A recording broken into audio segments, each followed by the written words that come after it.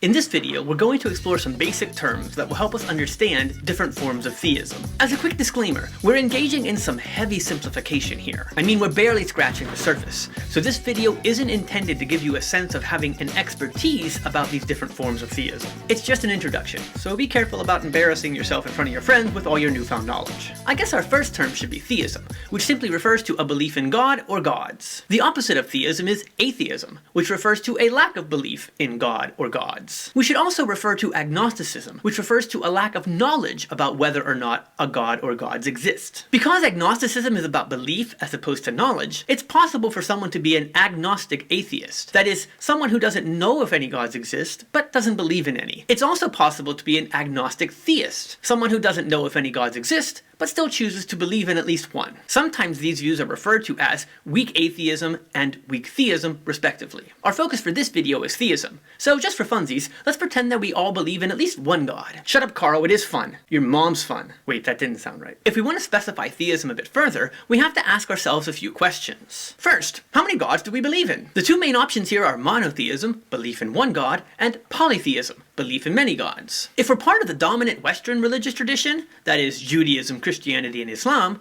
we're monotheistic. If we're part of the traditional religion of Japan, Shintoism, we're polytheistic. Another term worth discussing here is henotheism, which is the belief in many gods, with the caveat that there is only one supreme god, one ultimate god above all the others. Some people argue that the early Israelites were actually henotheistic. After all, the first commandment of the 10 Commandments is, "Have no other gods before me," me here referring to God. Note that while this commandment suggests that Israel can only worship one God, Yahweh, it doesn't explicitly deny the existence of other gods. Today, many people refer to most forms of Hinduism as a henotheistic religion, because while there are many gods, I mean, you got Shiva, you got Vishnu, you got Devi, and you got my personal favorite, Kali, the god of death and destruction, there is only one ultimate reality behind all of these gods, which is Brahman. No, Carl, not the noodles. That's ramen.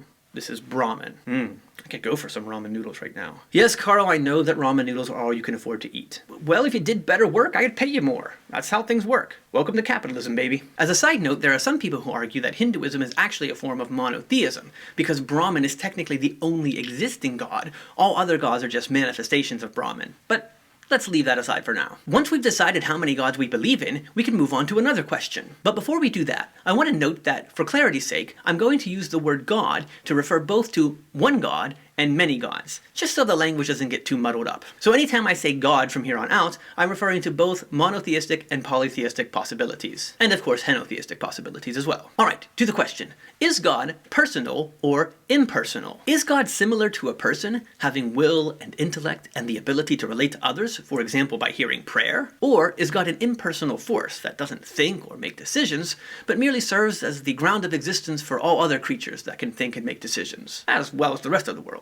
Once we decide whether or not we think that God is personal or impersonal, we can ask another question. How similar or different is God from the rest of the world? Some religions, especially monotheistic ones, tend to emphasize God's transcendence, meaning that God is completely different than the world, above and beyond it, so to speak. Many forms of Christianity, for example, maintain that God created the world ex nihilo, which is just a Latin phrase meaning out of nothing. This claim allows these religions to maintain that nothing is co-eternal with God, so God didn't use some co-eternal substance to make the world out of. And that the world isn't made out of God's own body or energy, which would really make the world just an extension of God. In this view, the world and God are wholly different than one another. Many forms of Christianity coming out of the Enlightenment, and held by a number of the founders of the United States of America, maintain that, aside from creating the world, God doesn't interact with the world at all. God is completely hands-off. This view, which is referred to as Deism, views God as kind of like a watchmaker. God initially makes the watch, but after that, it runs on its own without the watchmaker's interference. We should make a clarification here. Deism views God as transcendent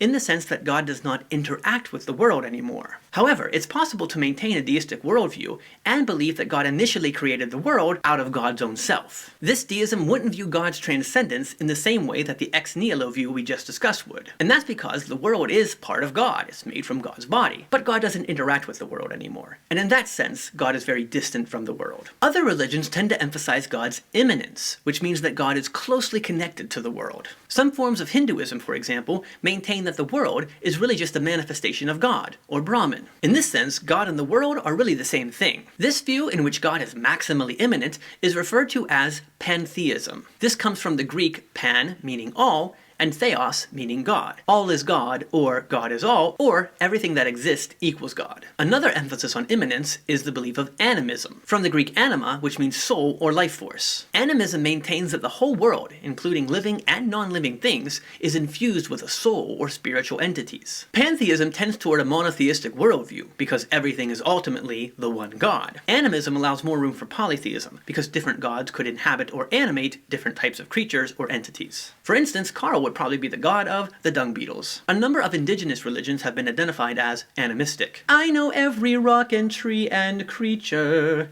has a life, has a spirit, has a name. Pretty, wasn't it? It's good. Shut up, Carl, what do you know? Many religions attempt a balance between transcendence and immanent when it comes to God. For instance, some forms of Christianity are pantheistic, which means that the whole world exists within God, but that God is still beyond the whole world. There are many different questions that we could still ask. For instance, to what extent does God interact with the world? How does God interact with the world? Does God know the future? Does God have a body? Is God good? How does God experience time, if at all? And so on. We're going to explore some of these questions in future videos, but for now, I hope these terms at least give you a basic introduction to the different kinds of theism that exist. You might be a henotheist who believes that the ultimate God is impersonal and infused into all of nature, a form of pantheism, but that lesser gods also exist, perhaps even with physical bodies. You might be a strict monotheist who believes that God is intimately close to and always interacting with the world. In other words, that God is immanent, but ultimately believe that God is different than or beyond the world. In other words, transcendent. Or you might be a polytheist who believes that different gods inhabit and empower different parts of the world, a form of animism. Really, it's like a theism buffet up in here. No, Carl, I'm not paying for you to eat at a buffet. Go eat some ramen. Until next time, farewell.